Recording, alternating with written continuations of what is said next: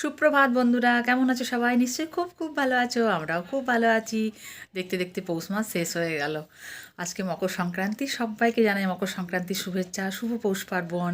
সবাই সকাল সকাল স্নান করো আর পিঠে খাওয়া। আজকে যা ঠান্ডা। তো ছোটোবেলায় আমাদেরকে মা বলতো যে আগে স্নান কর, তারপর পিঠে খেতে দেবো, নাহলে দেবো না। তো ছোটোবেলায় খুব মজাও হতো, স্নান করে আবার নতুন জামা কাপড় পরতাম। গ্রাম সাইডে এখনও এই চলটা আছে, সবাই নদীতে স্নান করে, তারপর নতুন জামা কাপড় পরে পিঠে খায় নদীর ধারে বসে বসে। তো আমাদের এখানে লালবাঁধে অনেকে স্নান করতে যায়। আমার ভগ্নিপতি গেছিলো আজকে, এসে বললো অনেকেই গেছে ওখানে স্নান করতে। আর আমাদের এখানে সারেশ্বরে মেলা বসে, অনেক জায়গাতেই বসে। তো মেলাটা আমরা গত বছর গেছিলাম দেখতে, ভালোই হয়, মন্দ নয়। তার দাঁড়াও, তোমাদেরকে একটা নতুন জিনিস দেখায়। ওর বাবাই মাত্র এলো, একটা জিনিস নিয়ে এসছে।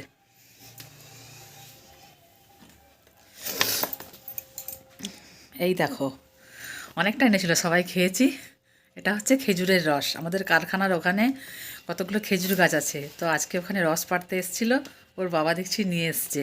আমরা সবাই খেলাম, দারুণ মিষ্টি রসটা খেতে। এগুলো তো এখন আর দেখাই যায় না, আমাদের ছেলেমেয়েরা তো খাইনি, চোখেই দেখেনি। আমরা ছোটোবেলায় খেয়েছি, বাড়ি বাড়ি বিক্রি করতে আসতো, তখন কিনে খেয়েছি।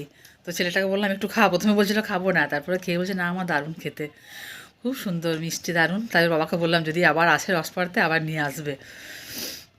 তো আজকে তো জলখাবারে সবাই পিঠে খাবে, চলো পিঠেগুলো একটু গরম করে নিই, তারপর জলখাবার খাওয়া সারি, তারপর রান্নাবান্নার কাজ। জলখাবার খাওয়া দাওয়ার পর বাসন বাসন ধুয়ে আমি রান্না বসিয়ে দিয়েছিলাম, রান্না কমপ্লিট হয়ে গেছে। আজকে রান্না করেছি আলু ভাজা, ডিম ভাজা, পালং শাকের তরকারি, মুগের ডাল। তো ছেলেকে স্নান করিয়ে দিলাম, ও এখন যাবে বড় মাসিমণির বাড়ি, ওখানে ভৈরব ঠাকুরের ভোগ হয়। তো বোনপোটা যাচ্ছে, ওর সাথে ও যাবে, আজকেই ফিরে আসবে। তো ওকে রেডিটা করিয়ে দিই, অল্প করে যদি ভাতও খাইয়ে দিই। গুড ইভিনিং বন্ধুরা। আজকে কি ঠান্ডা বলো তো, আমি সকাল থেকে গায়ের চাদরটা খুলতেই পারিনি। দুপুরবেলায় খাওয়া দাওয়ার পর ভয়ে লেপ ঢাকা নিয়ে শুইনি, যদি উঠে প্রচণ্ড শীত করে। এই গায়ের চাদরটায় ঢাকা নিয়ে শুয়েছিলাম। তারপর উঠে চাটা খাওয়া হয়ে গেছে, এখন তো 8টা বাজছে। আর ছেলে আর বোনবো দিদির বাড়ির থেকে এলো প্রায় 5টা 15-20 নাগাদ। তো দিদি ওখানে ভৈরব ঠাকুরের প্রসাদে পায়েস হয়, আমাদের জন্য দিয়ে পাঠিয়েছে, খেলাম সবাই। আর বোনপো 5টা 40-এর ট্রেনে চলেও গেল কলকাতা। কালকে ওর আবার অফিস আছে, ছুটি নেই। আর ছেলেটা এখন টিউশন পড়ছে, স্যার এসছেন, ছেলে এখন পড়ছে স্যারের কাছে। আর ওর বাবাও কারখানা থেকে এলো, এসে বললাম জলখাবারে কিছু খাবে, বলছে না পেটটা ভর্তি কিছু খাবো না, একটু চা খাবো, শুধু চা খেলো। আর রাতে আজকে আর খাবার বানাতে হচ্ছে না, পিঠে আছে, ও বললো পিঠে খাবো। তাহলে রাতের খাবার কিছু করতে হচ্ছে না। তো আমিও এখন বসে বসে একটু টিভিটাই দেখি, চলো। ছেলে স্যারকে চা করে দিলাম, স্যার এখনও টিউশনি পড়াচ্ছেন ছেলেকে। আর ওর বাবা কারখানা বেরিয়ে গেল। আমি পিঠেগুলোকে দুধ দিয়ে সিদ্ধ করলাম, দুধে সিদ্ধ পিঠে, দেখো।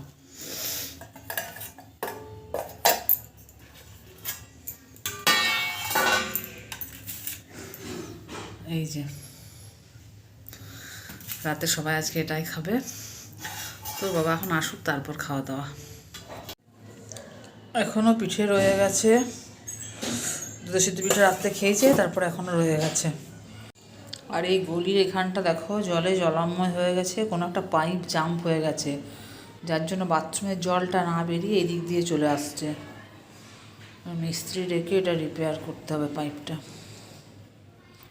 মুড়ি বাড়ন্ত হয়ে গেছে, ওই জন্য ওর বাবা আজকে সকালবেলায় দেখো 1 বস্তা মুড়ির প্যাকেট নিয়ে চলে এসছে।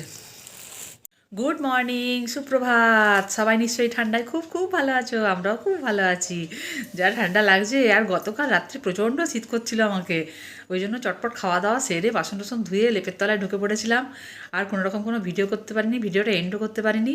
আজকে সকাল থেকে আবার ভিডিওটা স্টার্ট করলাম। আর তোমরা তো দেখলে আমার রান্নাঘরের পাশে বাথরুম যাওয়ার পথে যে গলিপথটা আছে, ওখানটা জলে জলাময় হয়ে গেছে। বাথরুমে যত জল সব ওই গলিটায় চলে আসছে, কোনো একটা পাইপ জাম্প হয়ে গেছে মনে হচ্ছে, ওই জন্যই এরকম হচ্ছে। তো মিস্ত্রি দাদাকে আসতে বলা হয়েছে, দেখি কখন আসে। খুব অসুবিধা হচ্ছে, বাথরুম যেতেই পারা যাচ্ছে না, জল পা দিয়ে দিয়ে কে অত বার বাথরুম যাবে বলো তো। ওই জন্য সবাই ওপরের বাথরুমটা ইউজ করছে। তো দেখি কখন আসেন এখন মিস্ত্রি দাদারা, ওনাদের তো ব্যাপার।